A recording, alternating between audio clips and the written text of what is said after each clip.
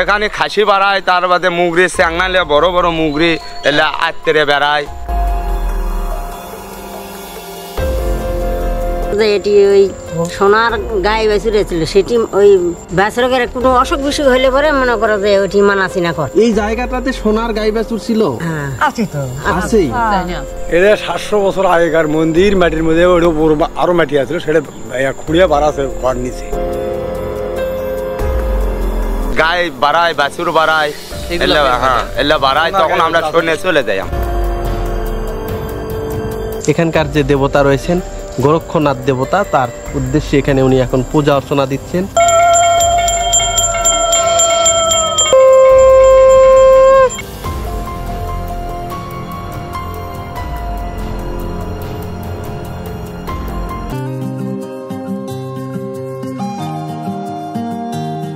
আজ আমি রওনা হয়েছি বগুড়ার কাহালু থানার পাইকার ইউনিয়নের পথে। একটি অটোতে চেপে চলেছি এমন এক গ্রামে যার নাম শুনলেই কৌতূহল জাগে, পিরাপিট গ্রাম। সেখানেই দাঁড়িয়ে আছে 1000 বছরের পুরনো এক রহস্যময় স্থাপনা গোরক্ষনাথ মন্দির, যে মন্দিরকে ঘিরে গড়ে উঠেছে অসংখ্য অলৌকিক গল্প। লোকমুখে প্রচলিত আছে নানা অদ্ভুত কাহিনী।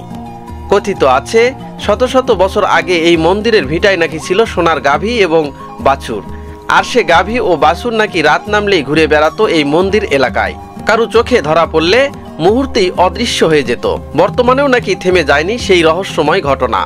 লোকজন বলে রাত হলেই মন্দিরের ভিটায় দেখা মিলে বিচিত্র সব প্রাণীর, কখনো বাচ্চা সহ মুরগি, কখনো বড় কোনো সাপ, কখনো অদ্ভুতভাবে ছায়ার মতো বিড়াল হাঁটতে দেখা যায়।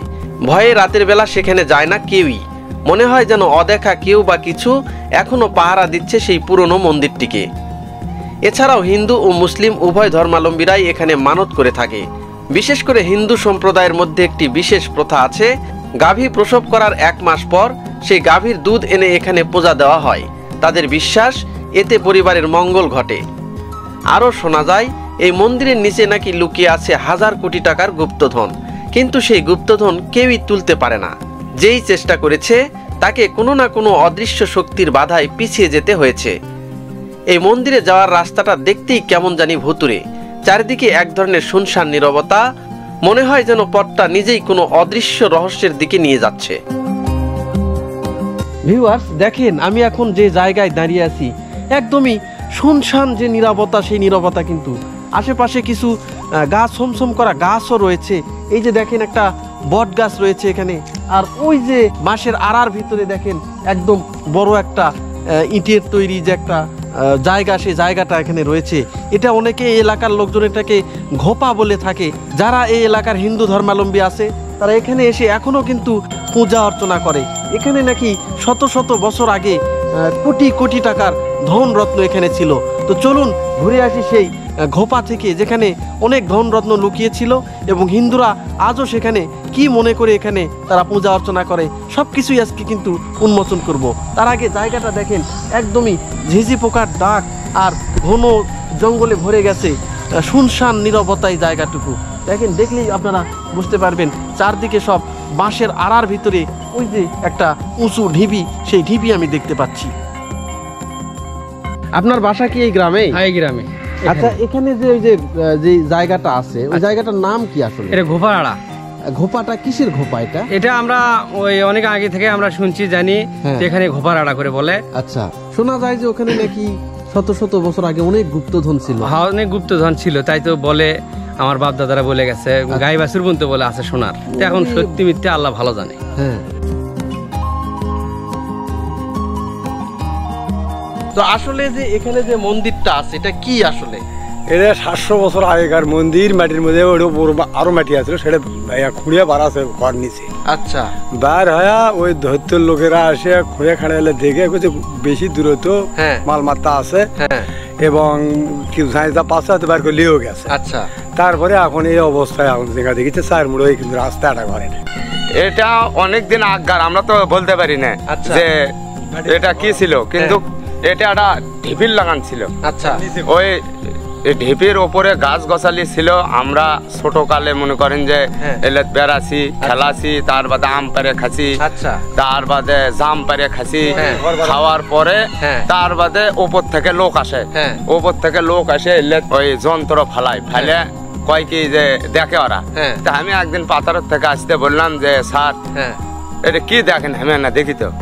তে করছে যে দেখো, তে দেখি কুম্ভটি টিভিতে দিল, তল দিতে পানা ভাসে যাচ্ছে আর পানি যাচ্ছে সচ্চর করে।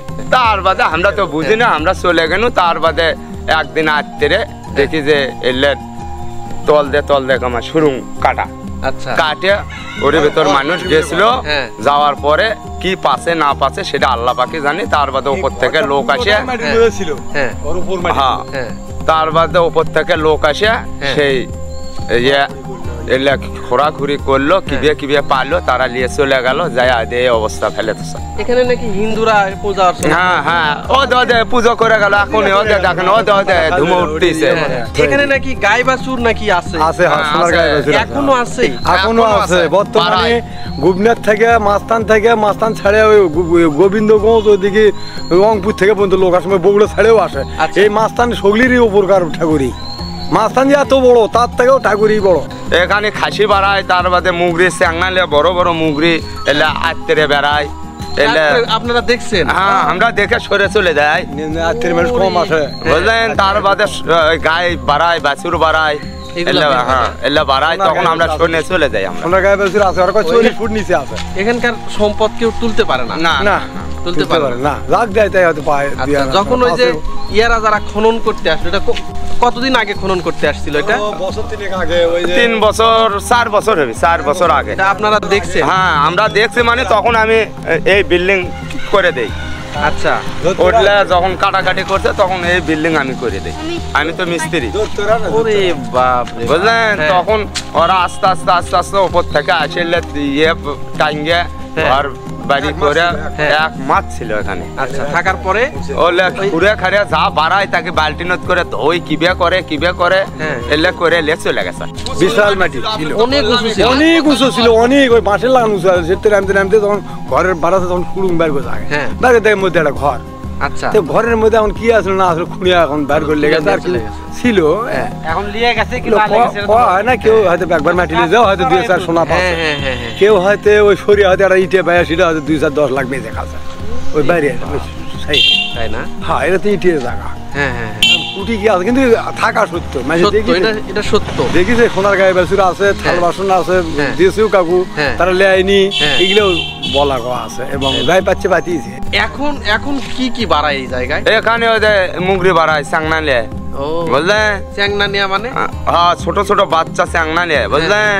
মুগরি বড় মুগরি সেলে বাইরে যায়, হ্যাঁ, টস টস টস টস করে খায়, ঘুরে বেড়ায়। হ্যাঁ, ঘুরে বেড়ায়। তখন আমরা সরে চলে বলতে পারেন না, আমরা বলতে পারি না। আবার হারিয়ে যায়। হ্যাঁ, আবার হারিয়ে চলে যাবে। ওই এটা কি বিশেষ করে কি অন্ধকার রাতে বেশি বাড়ায়? হ্যাঁ, ওইগুলা সময় বেশি বের হয়। হ্যাঁ, মনে করেন যে রাতের 10-11টার পরে ওগুলা বাড়ায়, বুঝলেন। আজকেও খিরঘাটে এইগুলা বের হয়। হ্যাঁ, মুরগি বাড়ায়, গাই বাছুরও, হ্যাঁ, গাই বাছুরও বাড়ায়। আপনারা কি এখানে ওই ইয়ে করেন, মানে হয়তো বেশি রাতে যাওয়া আসা করেন? ওই যখন আমরা যাওয়া আসা করি, হয়তো আত্মীয়র বাড়ি চলে গেছি, যাওয়ার পথে এটাই তো রোড, আমার বাসার যাওয়া লাগবে, তখন যাতে বেলা 2-4টা বাড়াই, তখন আমরা সর করে কাটিয়ে চলে যাই, বুঝলেন। ওগুলো তেলে করে নেয়, ওইগুলাতে কিছু না, ওগুলো আমরা মনে দেব না, সর করে চলে যাবো আমরা। সাপ টাপ বের হয় নাকি? সাপও তো আছেই তো, প্রচুর সাপ আছে। এলে সাপ, গাছ গছালে দিলে সাপও আছে, প্রচুর সাপ আছে। হ্যাঁ, আছে, সাপ আছে। জায়গাটা এখনো মানে দোষ ত্রুটি আছে।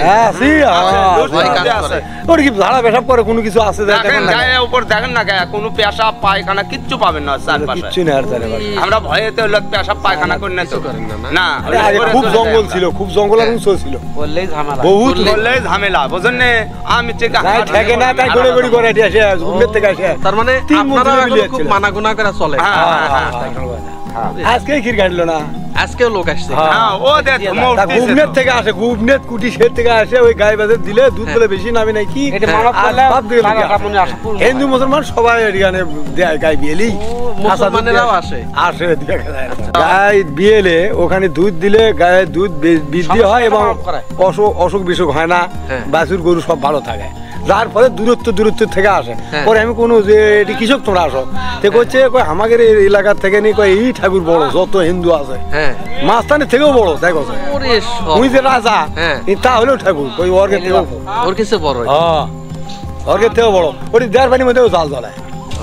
বৃষ্টি হচ্ছে এই ভিটাটা এখনো আপনারা মেনে গুনে চলেন, সন্ধ্যার পরে কেউ আসেন না।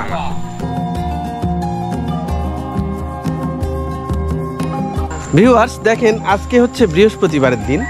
তো এই যে এখানে কিছু হিন্দু ধর্মাবলম্বী যারা আছেন তারা এখানে কিন্তু এসে এই আজকে রান্না বান্না করতেছেন এবং এই যে যে জায়গাটা রয়েছে এই জায়গাটা এখনো তারা এইভাবে মেনে গুনে চলেন।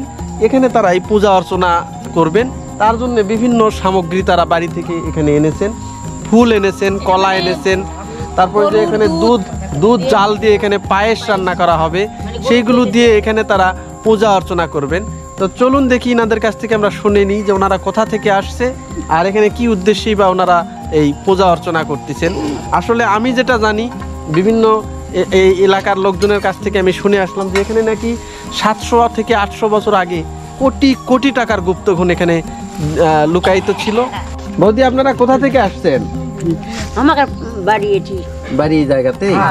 এখানে কি হচ্ছে আজকে আপনাদের? আজকের মনে করো যে এটি ওই সোনার গাই বাছুর ছিল, সেটি ওই বাছুরের কোনো অসুখ বিসুখ হইলে পরে মনে করো যে ওইটি মানাচিনা করা। ওরে বাপ রে, এই জায়গাটাতে সোনার গাই বাছুর ছিল? আছে তো, আছেই। এটা কি স্বপ্নে দেখাইছে? স্বপ্নে দেখা কে বাস্তবে ছিল। ইয়া থোর আছে, সোনার থোর না? দেখুন তুমি হরমা যা। আচ্ছা, এই জায়গাটা আসলে কি? এটা তো গাই বিয়ে দেওয়া লাগে। আচ্ছা আচ্ছা, গোকুনাথ ঠাকুর দেয়। গোকুনাথ ঠাকুর না? গোকুনাথ ঠাকুর। এই যে গরু দেবতা আছে এটারই গোল পূজা যেটা করা হয় সেটার। গোকুনাথ ঠাকুর কি করে, দুইটা আলো গরু ওটি সিয়ার লে বসে, দুই হাতে দুই গরু লে আচ্ছা ঘাস খাচ্ছে। আচ্ছা, ওরে বাপ রে বাপ। তার মানে আপনাদের যখন ওই গরু বাছুরের অসুখ বিসুখ হয় তখন এখানে এসে আপনারা পূজা অর্চনা করেন? ধুলি দিয়ে যায়, এখান থেকে ধুলে নিয়ে যায় গরুকে দেন, ভালো হয়ে যায়। লেঙ্গুর দিয়ে এখান থেকে নামা যায়। এটা তো ডুবানো আছিল, এটা মন্দিরটা বাড়াছে মনে করো যে অল্প দিনতে। এটা মাটিতে ইয়ে করা আছে, জঙ্গল দিয়ে ভরা। এটা তো কাটার এখনো ইয়ে আছিল না, তাই না? এখন আর ওগুলা জানপুত হয়ে এলা খুঁড়ে খানে মানুষ এখন কি পাচ্ছে না পাতা সোনার গাই বাছুর পায়নি। সোনার গাই বাছুর ওটা পায়নি, ওটা অলৌকিক ভাবেই আছে, এখন ফুটি যে আছে বোঝা যায় না। বুঝতে পারি। এখানে সন্ধ্যার পরে বিচরণ করে, বেশি রাতে ঘুরে বেড়ায়। বৌদি এখানে আজকে কি পূজা দিচ্ছেন? এটা এখানে আমরা মানে গোখনাথ, আপনারা তো জানেন গোখনাথ তো চেনেন। গোখনাথ মানে গোদেবতা মানে গরু গাভী। আচ্ছা, তে গাভী যখন মানে প্রসব করে, বাচ্চা প্রসব করে, মাস পড়লে আমরা মানসা করি, অনেকে মানসা করি। আমরা যেহেতু গ্রামের মানুষ বিশ্বাস করি অনেক কিছুই ঠাকুর দেবতা, তে আমরা জানি যে এটা পুরানা অনেক দিনের মানে বহু বছর আগেকার। আচ্ছা, সোনার গাভী আর মানে ওনার বাচ্চা গাই বাছুর ছিল এখানে। আচ্ছা, সেই উপলক্ষে আমরা গরু যাতে ভালো থাকে, মা বাচ্চা দুজনে ভালো থাকে, সেই উপলক্ষে আমরা মাস পড়লে সেই জায়গা মানে দুধ দিয়ে চাল দিয়ে আমরা চিনি দিয়ে পায়েস রান্না করে এই জায়গা ঠাকুরের কাছে নামে দিয়ে নিবেদন করে আমরা ভক্তি প্রণাম করে সে যাতে ধুলি মাটি নিয়ে যায় আমরা গরু বাছুর মাখাই। এটা কি প্রতি মাসেই করেন? প্রতি মাসে না, মানে গাভী প্রসব করলে প্রসব করে তখন দুধ নিয়ে এসে ওই মাস পড়লে এনে দিয়ে যায়। ওই গাভীরই দুধ আনেন? হ্যাঁ, ওই গাভীরই দুধ আনে। বুঝতে পারছি। আর এখানে যে ওই যে অনেকে যে বলতিছে যে গাই বাছুর নাকি ঘুরে বেড়ায়, সোনার নাকি গাই বাছুর আছে এখানে? হ্যাঁ ছিল, আগে ছিল, এখনো আছে নাকি বলতে পারবো না, কিন্তু আগে ছিল। আগে মানে এখন অলৌকিক ভাবে আছে, আর আগে বাস্তবেই ছিল, অনেক দিন আগে বাস্তবেই ছিল। এই সমস্ত এগুলোর উপরে বলে ঘুরে বেড়াতো, আমরা বলতে পারবো না তো, অনেক দিন আগে, বহু বছর আগে মানে বাস্তবেই ছিল, সত্য যুগে। হ্যাঁ, তো সেই কথা অবলম্বন করে আমরা মানে ওটা বিশ্বাস করি করে ওই জায়গাতে আসি। আচ্ছা, আসি আমরা আজকে পূজার জন্য কি কি আনছেন আপনারা? আমরা এই দেখেন মানে প্রথমে দুধ, তারপরে চিনি, তারপরে চাল, পায়েস রান্না করতে যা যা লাগে, তারপরে ফলমূল যা পারিছি হয়তো সম্ভবত যার যেমন সামর্থ্য সেরকম ভাবে আনে ওগুলো রান্না করে আপনি ওই জায়গায় ঘট স্থাপন করে আপনি ঠাকুরের আহ্বান জানায় ঠাকুরে কানায় তারপরে মনে হয় এগুলো নিবেদন করে আমরা প্রসাদ বিতরণ করবো সবার মধ্যে। এটা কয়টা পর্যন্ত আপনারা এখানে এই পূজা? এটা মনে করেন নির্ধারিত সময় নাই, যে যখন আসে সময় মতো পায়েস রান্না হলেই আপনি ভোগ নিবেদন করে দেওয়া হয়ে যায়। বুঝতে পারছি। এই অঞ্চলে আপনারা যারা আছেন মোটামুটি সবাই এটা করে, গাই বাছুর সবাই করে এই অঞ্চলে, মানে এই এলাকা প্রায় অনেক অনেক গ্রামই আসে, অনেক দূর থেকেও আসে, মানে নাম করা জায়গা বুঝছেন। এই যে দেখেন এখানে এই যে পূজার জন্য এই যে ফলমূল কাটা হচ্ছে, দেখেন এটা শশা কাটা হচ্ছে এখানে, আর এই যে এখানে পেয়ারা কলা এগুলো কেটে রাখা হয়েছে, আর এই যে এখানে দেখেন একটু পূজার জন্য ফুল যেগুলো আছে ফুল আনা হয়েছে, তুলসী পাতাও এখানে আনা হয়েছে। দেখেন এই যে আর এখানে এই কলা পাতায় ভোগ নিবেদন করা হবে, প্রসাদ দেওয়া হবে, এই জন্য কলা পাতাও কিন্তু এখানে আনা হয়েছে। আর এই যে দেখেন এখানে এই যে বিভিন্ন প্রদীপ জ্বালানো হবে, এই যে বাতিগুলো আনা হয়েছে, তেল আনা হয়েছে, এই যে সুন্দর একটা ঘট রাখা হয়েছে, ঘট বানানো হয়েছে আম পাতা দিয়ে, আর এই যে বিভিন্ন পাথরও কিন্তু এখানে আনা হয়েছে। দিদা কি রান্না করতেছেন? পায়েস রান্না হচ্ছে, দুধের তো খুব সুন্দর গন্ধ বের হয়েছে। এটা কি ওই যে গায়ে আপনাদের মানে বাচ্চা হয়েছে, প্রসব হয়েছে, 1 মাস পূর্ণ হয়েছে সেই গায়েরই নাকি? হ্যাঁ সেই গায়েরই, এক গায়েরই যেটুকু হবে, আদেশের হোক, 1 পা হোক, 8 পা হোক, যার যেনকা ভগবান দিবি তার সেই রকম সেই গাভীর দুধ নিয়ে আসা পায়েস রান্না করে দেওয়া লাগে। সোয়াশের চাল, সোয়াশের দুধ, সোয়াশের দুধের নয়, এক গাভী যা হবে, একবার দোহানের পর যতটুকু হবে ততটুকুই আনবেন আপনারা। আর চাল সোয়াশের, চিনি সোয়াশের, এইটুকু দিতে হবে। দিয়ে আপনারা এখানে পূজা অর্চনা করে এই প্রসাদগুলো হাতে হাতে দিয়ে আপনারা বাড়ির নামে কিছু নিয়ে চলে যাবেন। কিন্তু যেহেতু মাঝে মধ্যে এখানে পূজা অর্চনা দেওয়া হয়, এই কারণে চুলা কিন্তু এখানে রেডি করাই ছিল, আর এই চুলাতেই কিন্তু এই যে দেখেন সুন্দরভাবে পায়েস রান্না করা হচ্ছে। এই পায়েস দেওয়া হবে, আর সাথে যে ফলমূলগুলো কেটে রাখা হয়েছে এই ফলমূলগুলো দিয়ে এখানে কিন্তু পূজা অর্চনা করা হবে। আমি একদম যে এই ঘোপাটা রয়েছে তার একদম মূল যে দরজা, সেই দরজার সামনে এখন দাঁড়িয়ে আছি এবং এর ভিতরে আপনাদেরকে নিয়ে যাই, চলুন দেখে আসি ভিতরের কি অবস্থা। এই যে দেখেন আমি এখন এই যে ভিতরে অবস্থান করতেছি, এই যে এটা দেখাই যাচ্ছে যে এটা একটা মন্দির ছিল, উপরে কিন্তু এই যে এটা দেখতে পাচ্ছেন এটা কিন্তু একটা মঠ, মন্দিরের যে মঠ, আর ইটগুলো কিন্তু ক্ষয়ে গেছে অনেকটা, আর এই ইটগুলো ক্ষয়ে গেলেও কিন্তু ইটগুলো দেখেন সেই আগের যুগের কত হাজার বছরের আগের যে ইটগুলো সেটা কিন্তু এখানে দেখলেই বোঝা যাচ্ছে যে হাজার হাজার বছরের যে এই ইট। আর এখানে এই মন্দিরের কিছু এই যে দরজার মতো আছে, এইগুলো কিন্তু রয়েছে এখানে, এই পাশে এটা রয়েছে। তো বলা হচ্ছে যে এখানে শত শত বছর আগের হাজার হাজার টাকার যে গুপ্তধন সেইগুলো ছিল, এখানে সোনার গাই বাছুর ছিল, যে সোনার গাই বাছুরগুলো রাতের অন্ধকারে এইগুলো এই যে মাঠ যে রয়েছে, এই যে উঁচুর ঢিবি এর পাশে যে ঘন জঙ্গলগুলো রয়েছে, এই জায়গাগুলোতে নাকি তারা বিচরণ করত। এই স্থানীয় লোকদের যাদের বয়স অনেক বেশি, শত শত বছর আগের লোকজন, তারা নাকি বলে গেছে যে সোনার গাই বাছুর তারা জীবন ফিরে পেত এবং এই যে ভিটা তারা আছে এই ভিটার উপরে তারা বিচরণ করত। সেই থেকে হিন্দু ধর্মাবলম্বীরা এখানে এসে যাদের বাড়িতে গাই প্রসব করে সেই দুধ নিয়ে এসে এখানে কিন্তু পূজা অর্চনা করেন। আর দেখেন একদমই ক্ষয়ে যাওয়া যে শত শত বছরের ইট, সেই ইটগুলো কিন্তু এখনো এখানে শক্ত সামর্থ্য আছে।